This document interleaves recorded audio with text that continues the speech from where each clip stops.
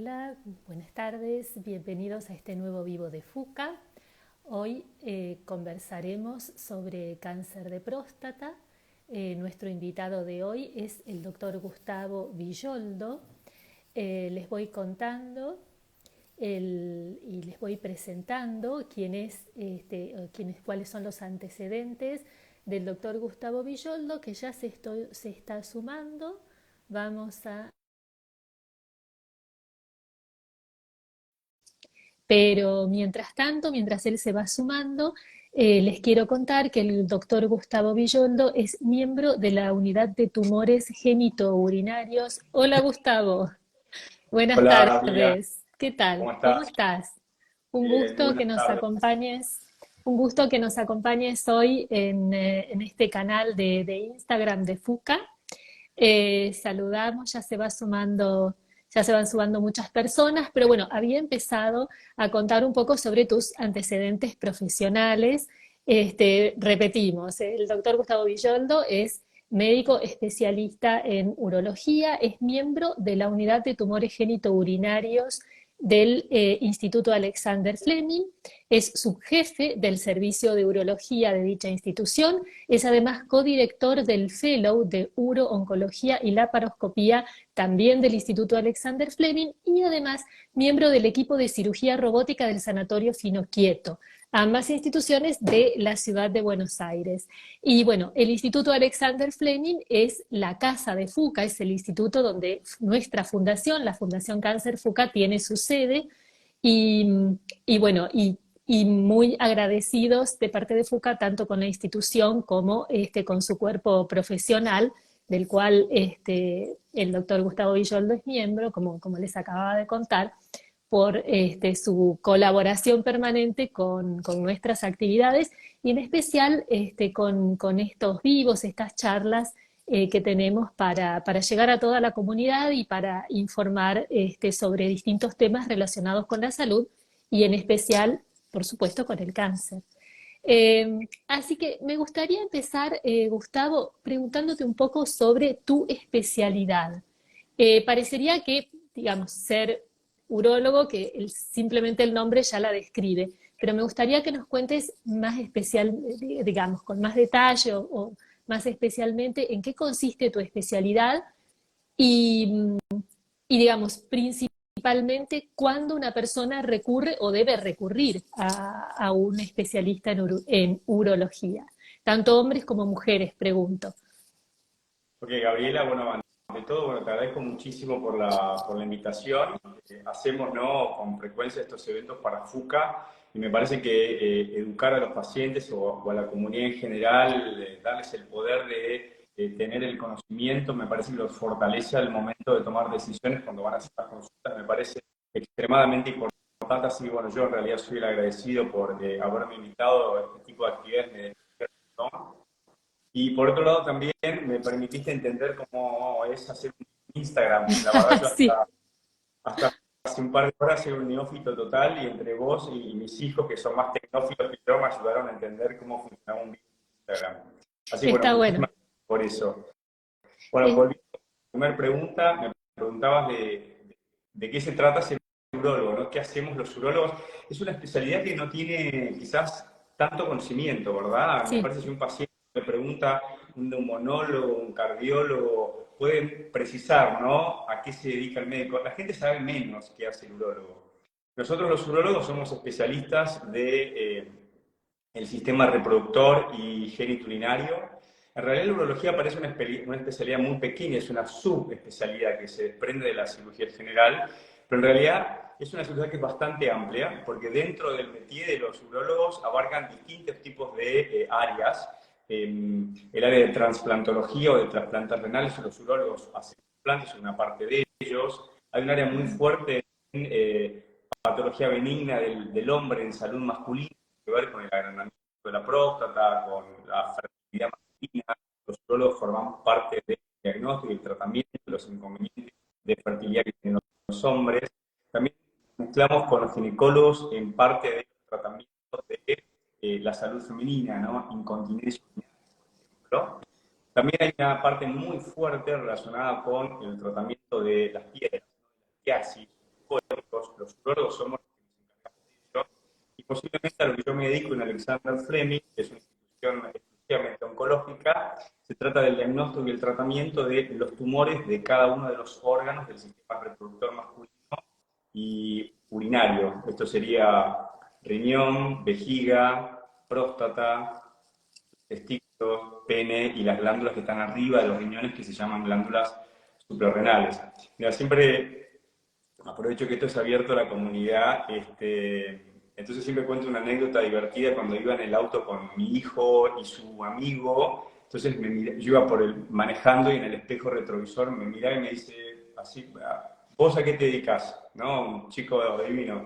Digo, soy urologo, soy doctor. Y a mis hijos les daba un poco de vergüenza, ¿no? Como contar a qué se dedicaba el padre, porque parte de Claro, nuestra tarea es revisar los genitales masculinos. claro. Entonces le dije que es médico de las partes íntimas.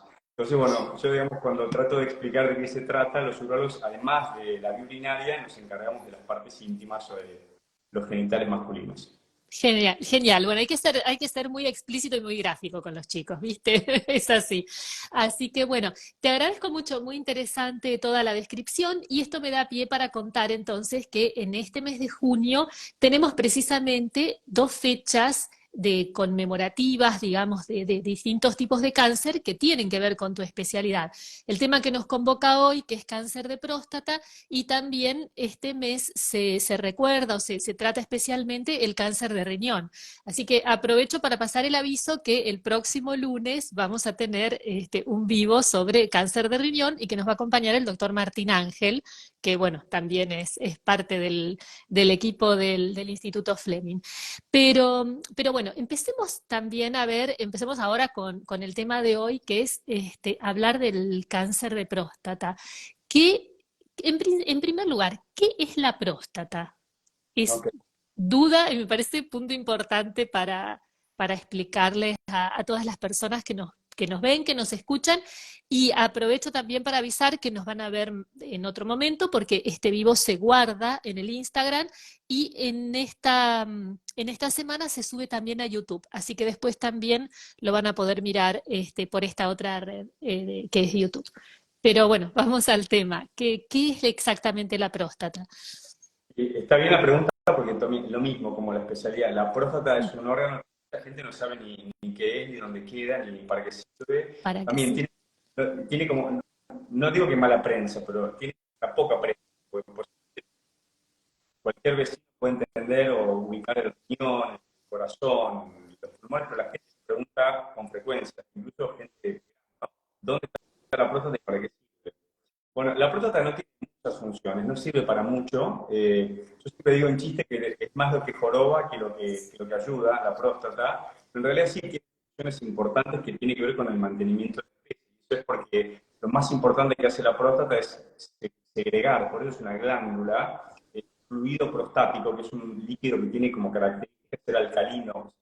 Porque es importante que cuando el semen sale al exterior, salga con los fluidos de la próstata, porque en general, y uno piensa en reproducción, el semen ingresa en vagina que tiene un medio ácido. Entonces, es un medio, digamos, hostil para los espermatozoides. Por eso es importante el fluido de la próstata para que los espermatozoides logren llegar al punto final, que es fecundar el óvulo. Ese posiblemente sea el objetivo más importante o la función más importante de la próstata y tiene que ver casi exclusivamente con la reproducción y con el mantenimiento de la especie. Perfecto, o sea, es como facilitar la función de reproducción, digamos, de fecundación del óvulo. Exacto, en realidad lo que hace es, sus fluidos tienen un pH que hace que cuando ingresen en la vagina, los espermatozoides les sea más fácil estar en ese medio hostil y puedan llegar a ingresar al útero, recorrer las trompas del falopio y llegar finalmente hasta a la A fecundación. la Ese podríamos, fecundación. exacto, que es la función más importante de la próstata. Bien, bien. Y el tema que nos ocupa hoy es el cáncer. Entonces, hay con relativa frecuencia la posibilidad de que se desarrolle un tumor en esta glándula. Esa sería como la definición, digamos, de cáncer de próstata. Exacto. Sí, el cáncer de próstata es uno de los cánceres más frecuentes del mundo y por supuesto esto es exclusivamente masculino. Las mujeres no tienen cáncer de próstata y uno lo compara al cáncer de mama porque tienen cierta dependencia hormonal, porque dependen de las hormonas, porque son muy frecuentes, son posiblemente los tumores por sexo más frecuentes. ¿Sí? Si bien hay otros tumores que comparten el hombre y la mujer, el pulmón, por ejemplo, los cánceres gástricos, pero en este caso son exclusivos en este caso, la próstata del hombre.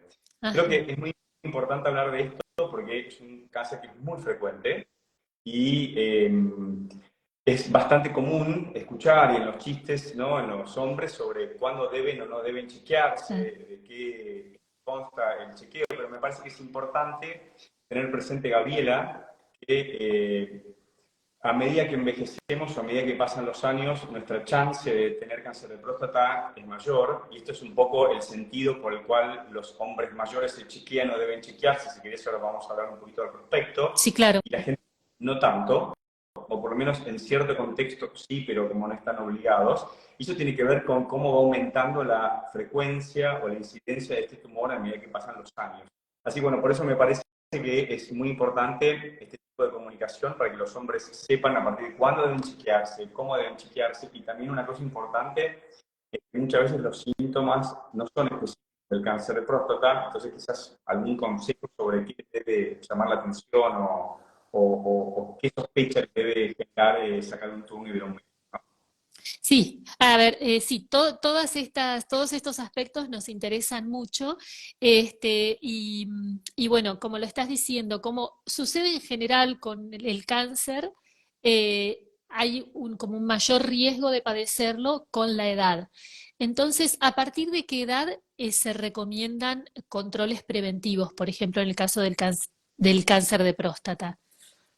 Sí, la edad inicial, donde todas las guías, y hay varias guías alrededor del mundo, incluso las nuestras de Argentina, que recomiendan el inicio del chequeo es a partir de los 50 años.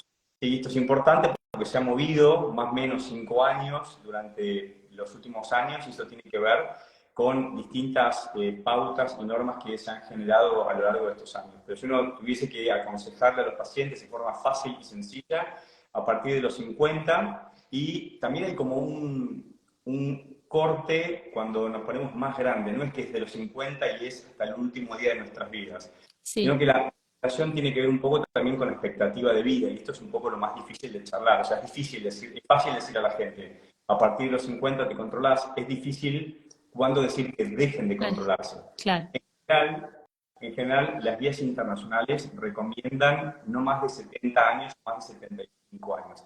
Eso, si querés, lo podemos charlar, que es algo que es bastante arbitrario, que tiene hoy que ver o que está íntimamente relacionado con la expectativa de vida. ¿Sí? Y con esto quiero decir que no es lo mismo un paciente que a los 75 años llega delgado, en forma, deportista y no tiene enfermedades importantes, y quizás tenga una familia longeva. Uno puede decir que este paciente va a vivir más de 10 años. Entonces creo que justifica seguir estudiándolo hasta mucho más adelante. Y no es lo mismo un paciente que a los 70 tuvo 3 infartos, es diabético, tiene sobrepeso, sedentario y está en diálisis. Obviamente estoy mostrando como blanco y negro, ¿no? En general Claro. la vida, los pacientes están en el medio, ¿no? Son grises. Posiblemente un paciente con las características desfavorables que acabo de mencionar, ese paciente no es necesario chequear su cáncer de próstata. Y eso tiene que ver con que tiene más riesgo, con más mortalidad por otras causas.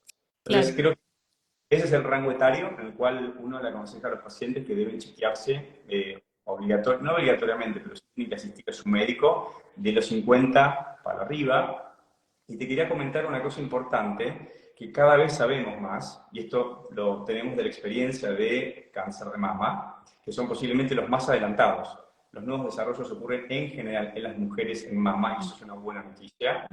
Todos los testeos moleculares, las terapias dirigidas, en general las incorporamos en próstata muchos años después que en mama. Entonces nosotros aprendemos mucho de lo que pasa en cáncer de mama. Ajá. Entonces, a lo que quiero apuntar es que hoy cada vez sabemos más que hay más tumores de próstata que son hereditarios, que son familiares. Antes no teníamos mucha idea de ello.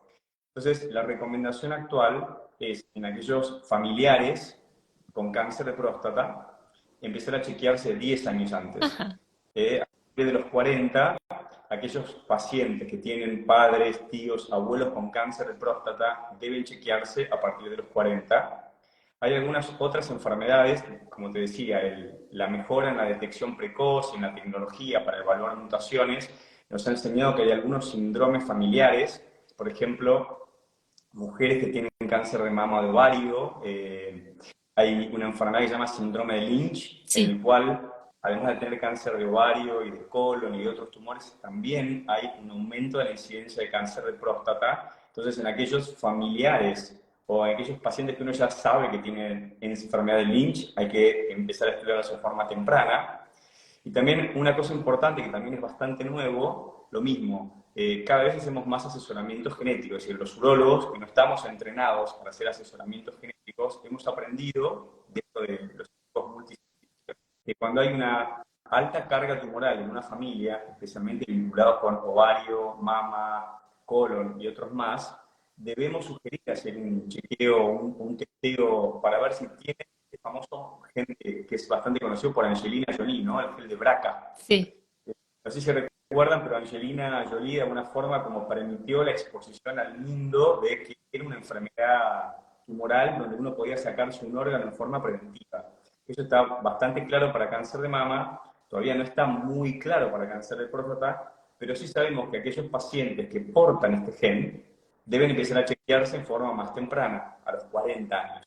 Entonces, bueno, me parece que como para poder hacerlo fácil, la población general que no tiene ningún antecedente en su familia tumoral o oncológico debe empezar a controlarse a partir de los 50. Si querés, después charlamos en qué consisten esos chequeos, sí. pero que tienen o antecedentes familiares o una carga importante oncológica o tienen alguno de estos síndromes hereditarios, deben empezar a chequearse a partir de los 40 años. Esa es la recomendación. Bien, y siempre se recomiendan los chequeos en base a conocimientos que se tienen estadísticos. Ahora, ¿hay casos de todas maneras de cáncer de próstata en hombres más jóvenes, por ejemplo, hombres de 30 años? O sea, ¿se te presentan este tipo de situaciones? Mira, es buena la pregunta. La semana pasada operamos un hombre de 41 años. Mm, El paciente, estoy pensando, el paciente más joven que operé tenía 38 años, que ajá, es una rareza, que el promedio de edad de aparición es 65 años, sí, con lo cual la gran mayoría de los pacientes que opero tienen más de 60, entre 60 y 70, pero la verdad es que cada vez operamos hombres entre 50 y 60, cada vez más, y es eventual que operemos o que tratemos sub 40, es una rareza. claro, Lamentablemente lo vemos más. No tenemos claro por qué, yo asumo que tiene que ver con que sabemos más de genética, con claro. que detectamos de forma más precoz, la gente consulta mucho más, y me parece que está relacionado con eso. Asumo también que debe haber algunos factores que desconocemos, ambientales, alimentación, estilo de vida, que posiblemente estén jugando algún rol, no lo sabemos, pero sí es verdad que cada vez vemos gente más joven diagnosticadas con cáncer de próstata. A veces, ¿sabes qué, María, Gabriela, nos preguntamos el sesgo que tenemos en Fleming? O sea, Fleming es un centro exclusivamente oncológico, recibimos Claro, derivación de todo. Muchas veces cuando tu centro recibe pacientes con una patología, automáticamente aumenta la frecuencia, empiezas a ver cosas raras, casos claro, difíciles, en gente muy joven o en gente demasiado grande. Entonces, a veces estamos sesgados por eso, pero podría afirmar que cada vez hay pacientes más jóvenes. claro. ¿Y a qué signo o síntoma se debería prestar atención entonces en tal caso, más allá de los controles que Mira, hay que hacerse? en general, creo que el mensaje importante es que este es un tumor que no da síntomas o Mm, que da pocos síntomas. No necesariamente uno debe tener síntomas si tiene cáncer de próstata. En general, los síntomas de la próstata se confunden con síntomas de la vejiga claro, o de la uretra.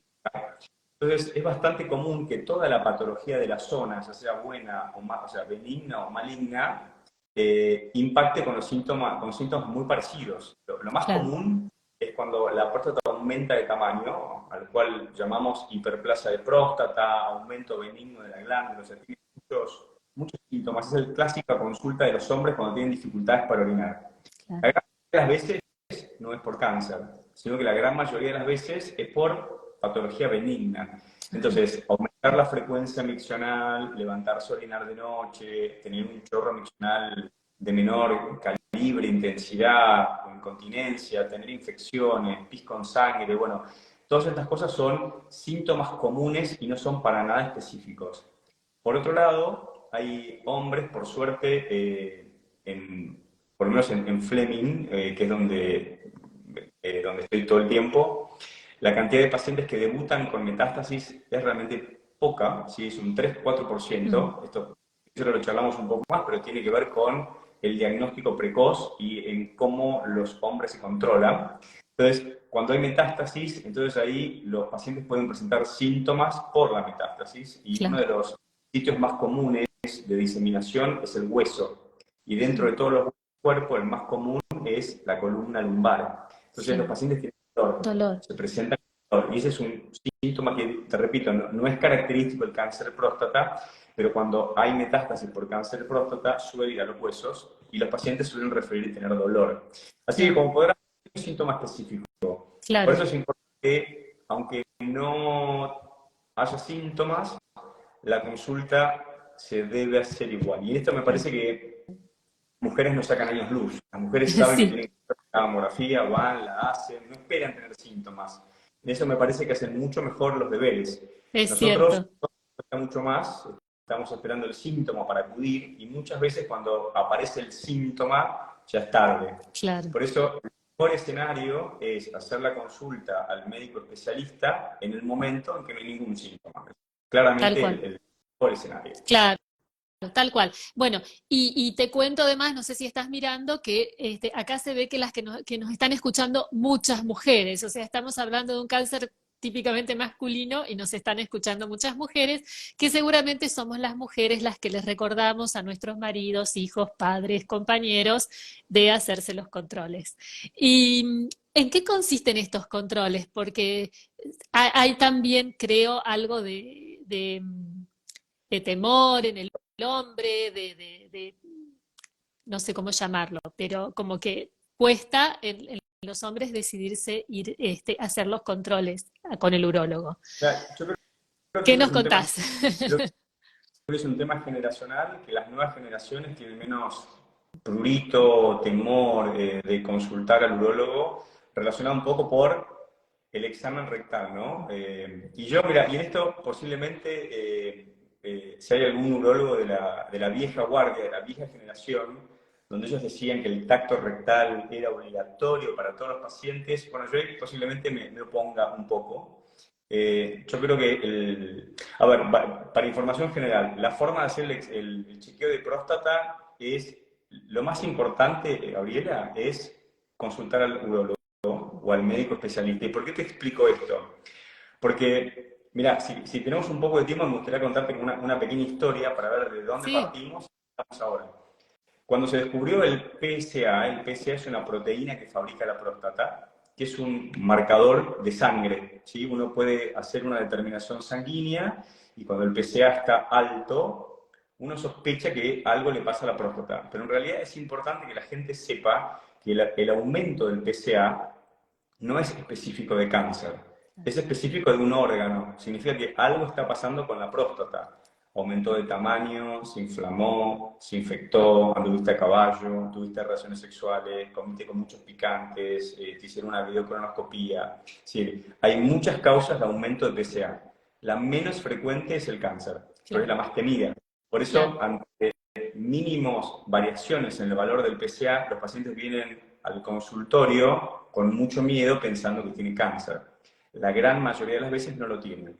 Entonces, te cuento esto porque cuando arrancó el PSA, empezó como una campaña muy fuerte en el mundo de detección precoz, y poco también creo que es importante que la gente sepa qué es la detección precoz, por qué se producen las campañas para detección precoz, y eso tiene que ver no para diagnosticar más, es para bajar la mortalidad. Lo claro, que se en las campañas tienen distintos objetivos. Una campaña tiene como un objetivo fuerte cuando lo que busca es reducir la muerte por cáncer. claro. Entonces, si bien inicialmente cuando se implementó el PSA o el screening, así se le llama, ¿no? O Sí, tamizaje, tamizaje. tamizaje, ¿no? de PSA bajó inicialmente la mortalidad, pero se mantuvo estable durante muchos años.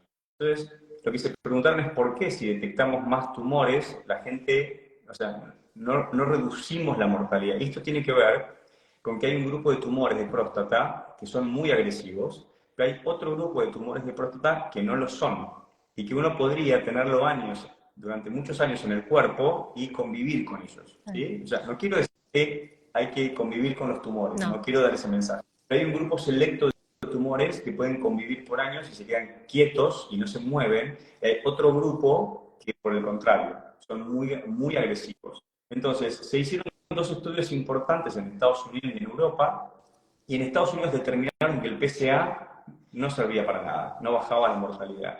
Entonces, la Task Force de Estados Unidos en el año 2012 decretó que la recomendación era en contra de pedir PSA. Entonces, no había reembolso. Esto significa que, como las obras sociales, que no hay obras sociales en Estados Unidos, pero los seguros dejaron de cubrir.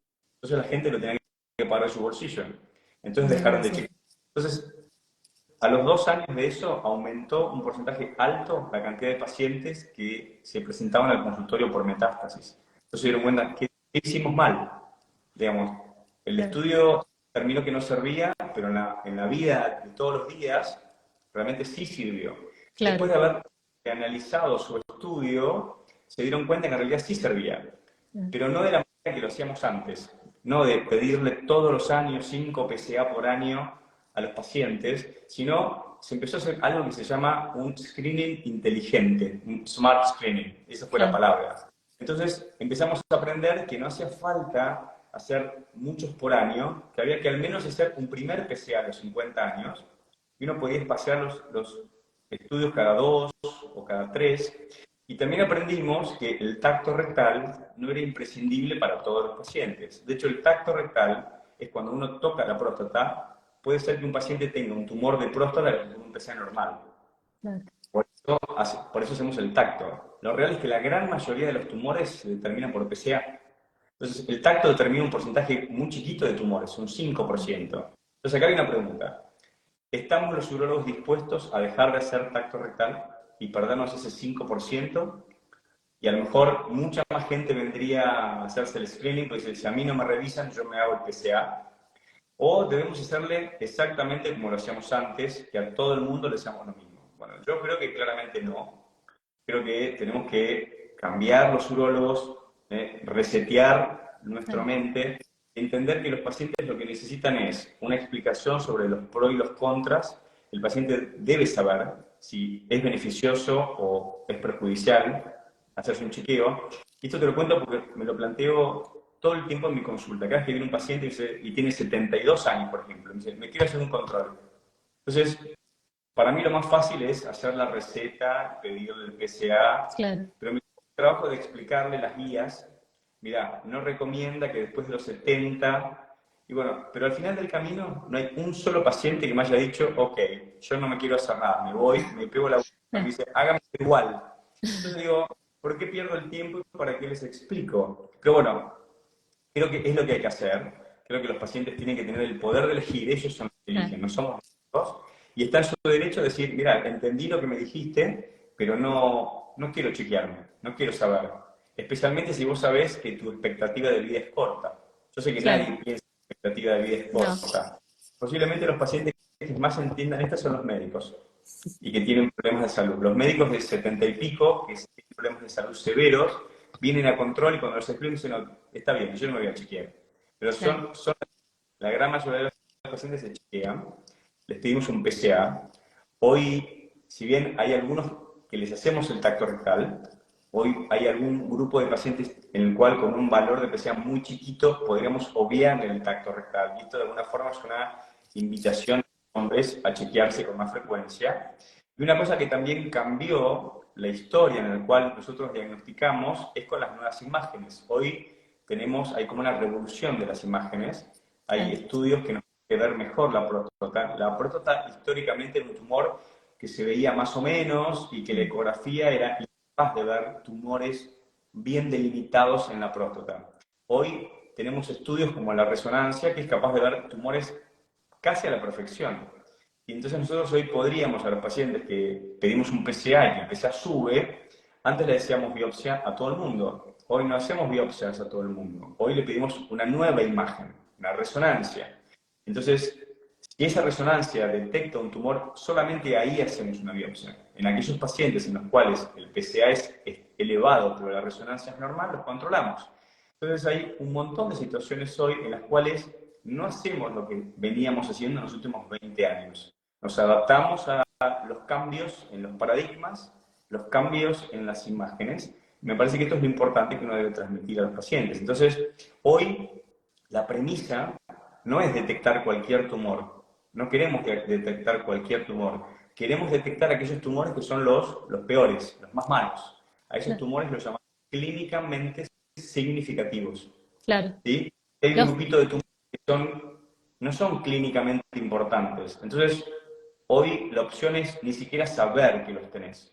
Y bien parece, por eso esto es importante porque esto es un cambio de pensamiento en la población.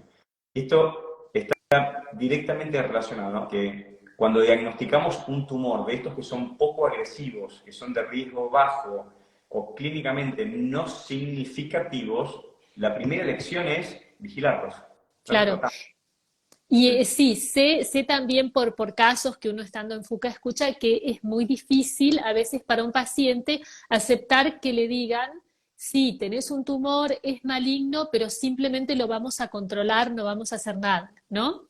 Sí, ¿sabes qué creo yo, Gabriela? Que eso está directamente influenciado en el médico tratante. Si querés te puedo contar mi experiencia de mi primer paciente hace muchos Sí, años atrás, cual le ofrecí vigilarlo. Yo tenía terror de escape la coneja, es decir, voy a un paciente potencialmente curable, lo voy a controlar con algún riesgo de que la enfermedad se vaya a otro lado. No sería haciendo mal, era la praxis.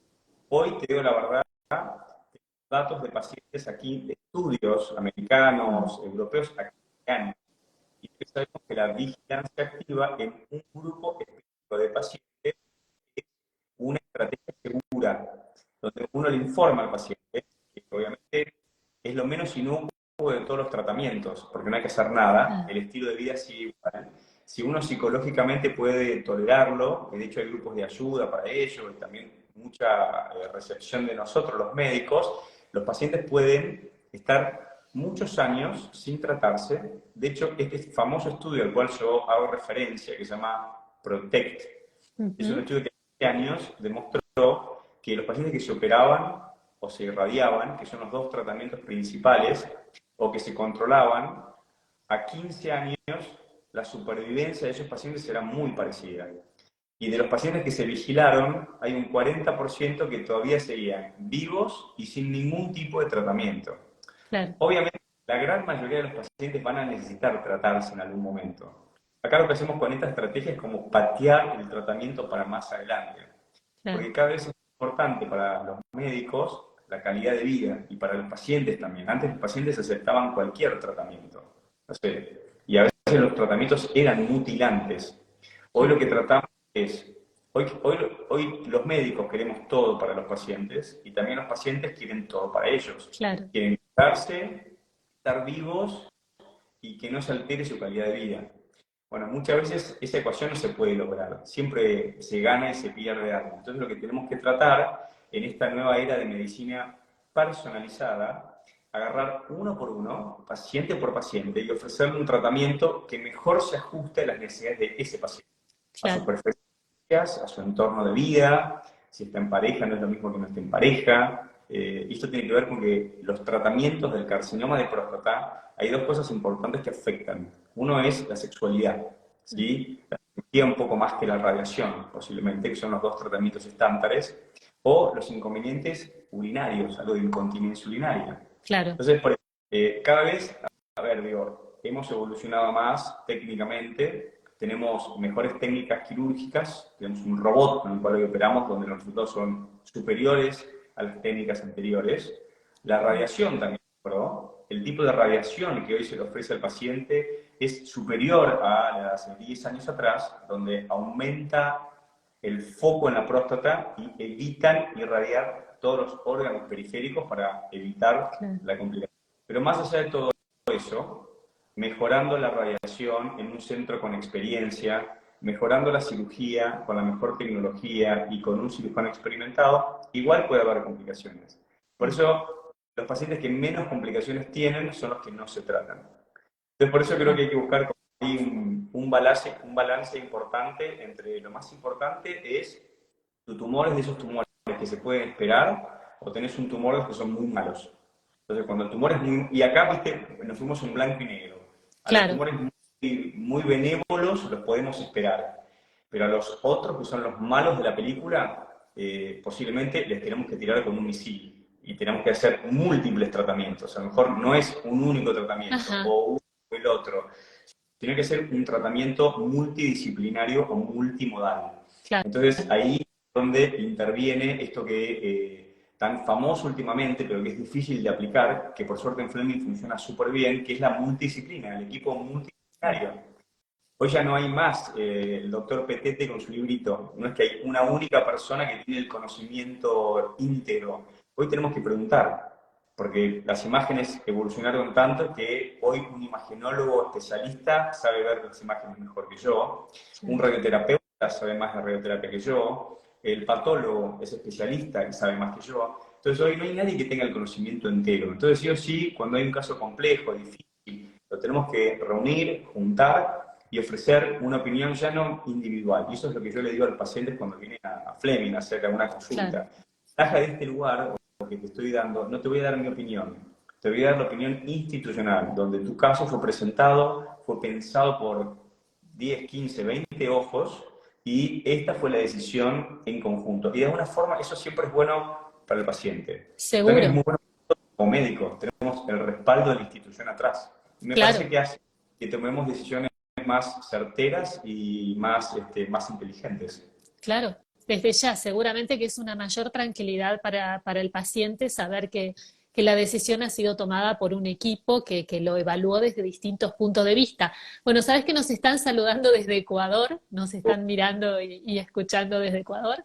Este, a ver, Saludos. bueno, ya se nos va pasando el tiempo, pero hay todavía dos preguntas que quería hacerte.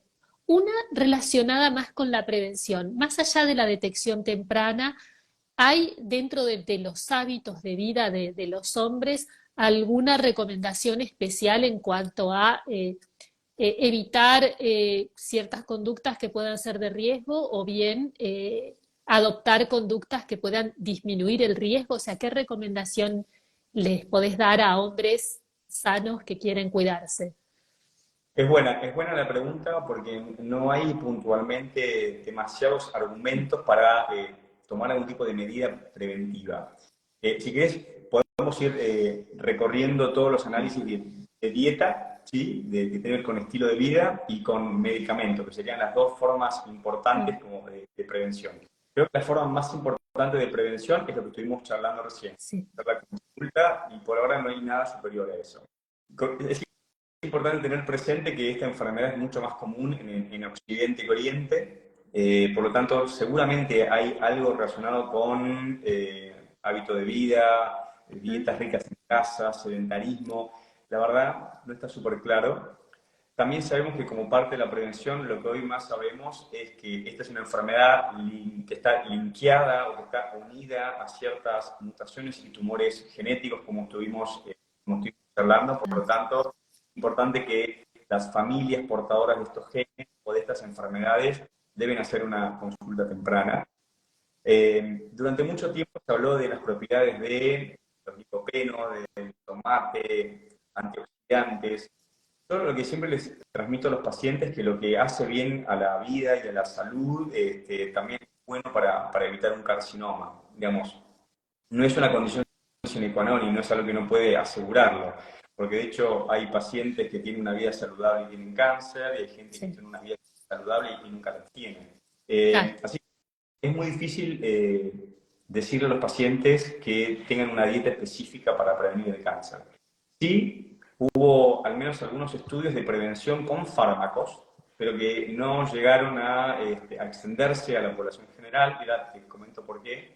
Posiblemente el estudio más importante es el estudio de la utilización de una droga que se utiliza para el agrandamiento prostático de la próstata y también se utiliza para el pelo, que es el finasteride. Mm, El finasteride se usó hace muchos años atrás en un estudio que tiene un nombre y un apellido específico, apellido no tiene un nombre específico, es el PCPT Trial, que es un estudio de prevención, y demostró que la utilización de finasteride prevenía el cáncer de próstata. Entonces, la pregunta es si hay algo que lo prevenga, ¿por qué no lo usamos? Y esto ocurrió porque algunos pacientes que tomaban finasteride tenían tumores mucho más agresivos de lo que se esperaba. Entonces, esto quiere decir que a algunos nos ayudaba, pero a los que no ayudaba, no solamente no los ayudaba, sino que además era contraproducente. empeorado. Además, el finasteride tiene efectos colaterales que tienen que ver con la disminución del deseo sexual y de las erecciones. Entonces, ningún hombre voy a utilizar un fármaco que tiene efectos colaterales no deseables y además tenía la chance de generarte un tumor mucho más fuerte. Por lo tanto, el finasteride no se utiliza en la práctica y no se lo aconsejamos a los pacientes como prevención. Después hubo dos estudios importantes tratando de evaluar la utilización de vitamina D y de metformina y de vastatinas, ¿no? De medicación para el colesterol.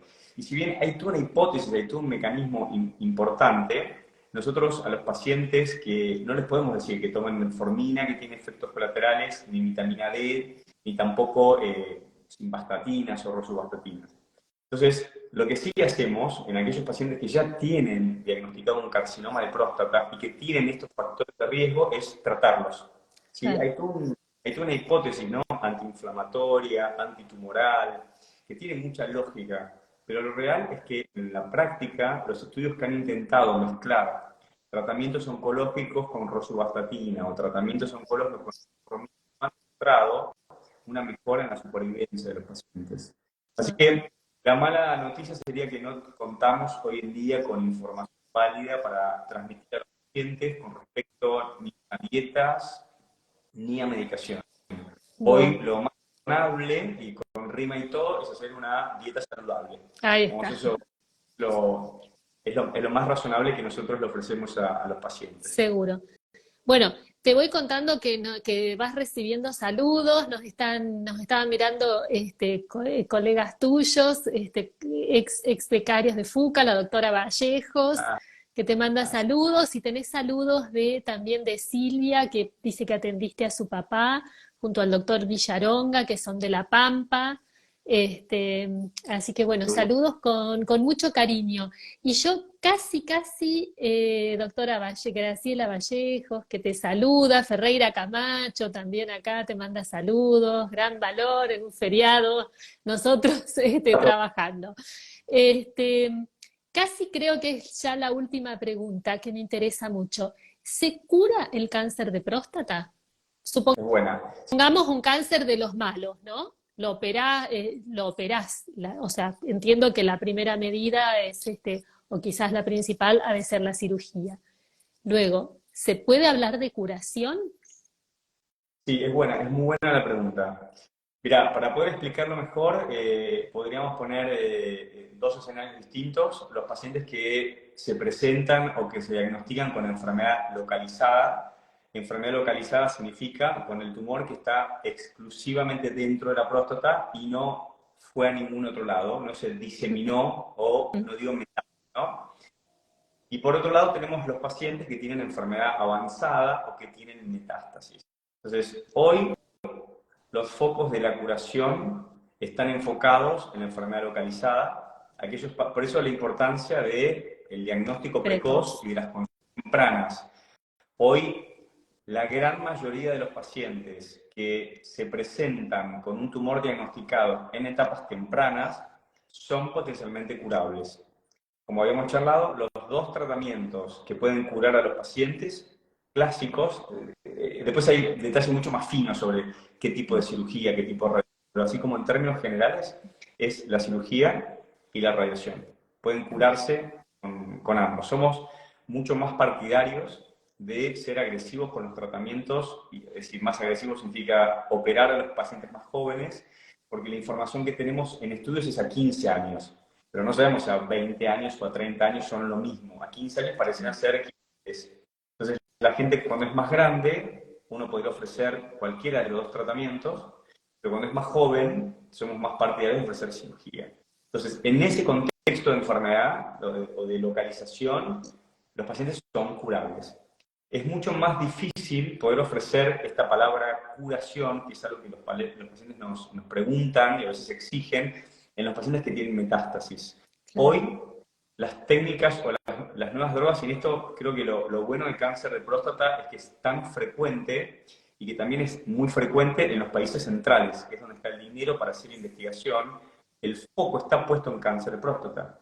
Hay otros tumores más raros que no ocurren en el primer mundo y que entonces el dinero fuerte no está puesto allí. Entonces es muy difícil encontrar información, por ejemplo, en tumores de pene, que son Claro, infrecuentes en Estados Unidos o en Europa. Pero sí cáncer de próstata, que es extremadamente frecuente, tanto en Europa como en Estados Unidos. Entonces hay mucho dinero, hay mucho desarrollo, hay muchos estudios dando vuelta. Y hoy contamos con drogas que, si bien no logran erradicar la enfermedad de forma definitiva, han logrado prolongar la vida 4, 5, 6 años en los pacientes con cáncer de próstata. Esto yo lo puedo decir como la expresión que es como una locura, digamos, de bueno. Digamos. Yo sé que los pacientes siempre aspiran a que nosotros como médicos lo que queremos es erradicar la enfermedad. Entonces hoy podría, sí, para responder tu pregunta, podemos curar pacientes en enfermedad localizada y lo que podemos hoy lograr es extender la vida, cronificar la enfermedad y tratar de que los pacientes estén tiempo sin enfermedad, que eso no necesariamente significa una cura definitiva. Pero bueno, me parece que hay muchos pacientes que ganan un montón cronificando la enfermedad, porque muchas veces los pacientes fallecen de otra causa, no de claro, cáncer de próstata. Entonces, muchas veces lo que ocurre con pacientes es que fallecen con la enfermedad de otra causa, pero que no se mueren de la enfermedad. claro. Entonces, no hay una única estrategia, hay distintas estrategias dependiendo del momento de presentación y qué tipo de enfermedad tiene el paciente, ¿no? Si tiene esta enfermedad más benévola, para Claro. decirlo de una manera, o tiene este grupo más chiquito de enfermedad muy agresiva que requiere todo el esfuerzo y múltiples tratamientos. Claro, claro, exactamente. Bueno, doctor, excelente, súper, súper interesante todo lo que nos has contado. Bueno, te siguen mandando saludos, personas que nos están escuchando. Te quería, ya como para cerrar, si querés cerrar con algún mensaje, con algún comentario, como para despedirnos ya. Bueno, sí, bueno, gracias. Nuevamente el placer de poder ser parte de estas charlas abiertas a la comunidad. Y me parece que el mensaje más importante es, tanto para los hombres que puedan estar escuchando como pacientes, pero también para los médicos, creo que los urólogos tenemos que estar a la altura de las novedades. Tenemos que descubrir esta forma personalizada y más inteligente de ofrecer esta pesquisa o este screening en los pacientes, dejar de hacer testeos indiscriminados a cualquier edad y múltiples veces por año. Creo que tenemos que personalizar esto en función al grupo etario, tenemos que tener en cuenta las comorbilidades, esto significa las otras enfermedades que tengan los pacientes. Debemos estar atentos a los antecedentes familiares para poder hacer un asesoramiento acorde y correcto, porque posiblemente cambien los tratamientos. Creo que sí es importante que, esto sí para pacientes, que acudan al médico a partir de los 50 o en forma anterior, si en caso de que presenten síntomas, y aquellos que tienen antecedentes familiares tienen que comenzar a los 40 años. Es Claro, importante la consulta con el urólogo, el médico que inicialmente lo vea, hacer al menos su primer consulta, su primera charla, hacer el chequeo con el PSA, no tener miedo con el tacto rectal o pudor, en algún grupo de pacientes se puede evitar, y tener presente que el chequeo de próstata o el screening detecta tumores y salva vidas. Así que, bajo ningún concepto, creo que deberíamos dejar de hacerlo. Me parece que aquellos médicos clínicos o médicos de familia menos familiarizados con los datos actualizados de estos estudios, entonces el consejo sería, hay que actualizarse. hay que estar al tanto de las últimas novedades. Hoy yo siempre comento que creo que en algún momento los urólogos que nos dedicamos a hacer esto vamos a tener que ser casi exclusivos de próstata, porque la información en cáncer de próstata es tan elevada y alta, todo el tiempo salen estudios y para poder estar actualizados y leerlos casi que necesitas una vida entera estudiando solo cáncer de próstata. Claro, Entonces me parece que es un desafío muy importante para nosotros, como repito, estar a la altura de las circunstancias, aconsejar de la manera más inteligente a los pacientes y lo más importante, empoderar a los mismos, porque la decisión final siempre es de ellos. Por eso me claro. parece que cuanto más información demos y expliquemos claramente, los pacientes van a tomar decisiones más acertadas. Seguramente, y seguramente también estos vivos y este acercamiento que tenemos a la comunidad contribuye mucho a eso, así que por esto te digo muchísimas gracias. Les cuento a todos bueno, como les decía antes, este vivo ahora se guarda, queda en el Instagram de FUCA y lo vamos a pasar después al canal de YouTube. Nos ven muchísima gente, más allá de los que han estado presentes, que les agradecemos también por haberse sumado hoy, un día feriado en Argentina. Y bueno, de nuevo, doctor Villoldo, muchísimas gracias y súper clara y súper interesante tu charla. Bueno, y para todos ustedes, hasta la próxima, todos los lunes a las 19 horas estamos aquí en el Instagram de FUCA. Muchísimas gracias a todos, gracias doctor Villoldo y hasta la próxima. Saludos, Salud. que termine el fin de semana. Gracias.